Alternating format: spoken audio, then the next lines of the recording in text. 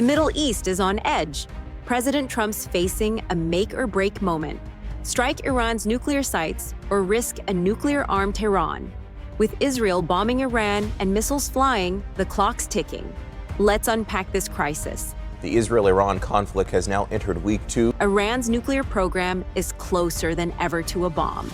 The IAEA says they've enriched enough uranium for up to 9 nukes, stored in fortified bunkers like Fordo. Expert Ben Talablu calls Iran's peaceful claims a gigantic joke. It's all about weapons. Forgive me, Laura, but this is a gigantic joke. The Islamic Republic of Iran has no need for domestic uranium enrichment, not just talking about all of its energy and oil and gas wealth that it can use for this kind of electricity generation on the home front. It is a fact, and the United States government maintains this fact, that Iran has never been closer to obtaining a nuclear weapon. Trump's had enough.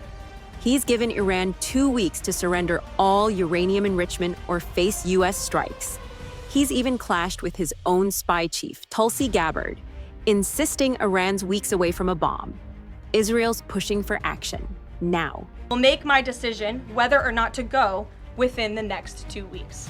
That's a quote directly from the president. And your intelligence community has said they have no evidence that they are at this point. Well, then my intelligence community is wrong.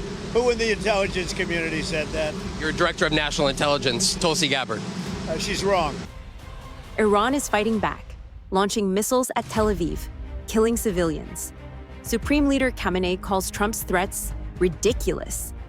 But diplomats are scrambling. European leaders met Iran in Geneva, hoping to stop a wider war.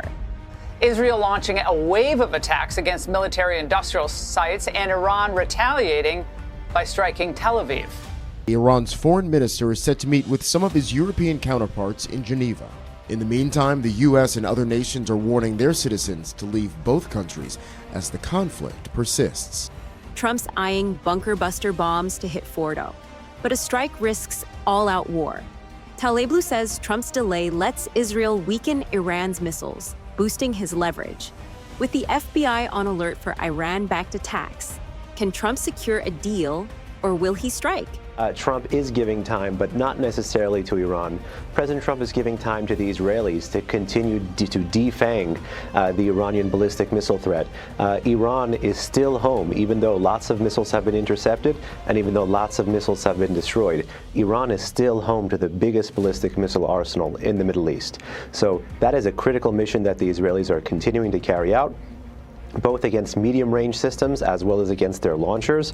The Israelis continue to go after a whole network of missile, military, and nuclear infrastructure, so continuing to impose costs on this regime, which increases actually President Trump's leverage in the short to medium term if he does give them this full 2 weeks. Sources also say the FBI has stepped up monitoring of possible Iran-backed operatives within the U.S. The FBI and the White House have not commented directly. Would wage terror attacks against American targets abroad if you order military action? We're always concerned about that, and we have to take them out and be very strong. You're even in danger talking to me right now. Do you know that? Trump's decision could reshape the Middle East or ignite it. Tell me your take in the comments and subscribe for more.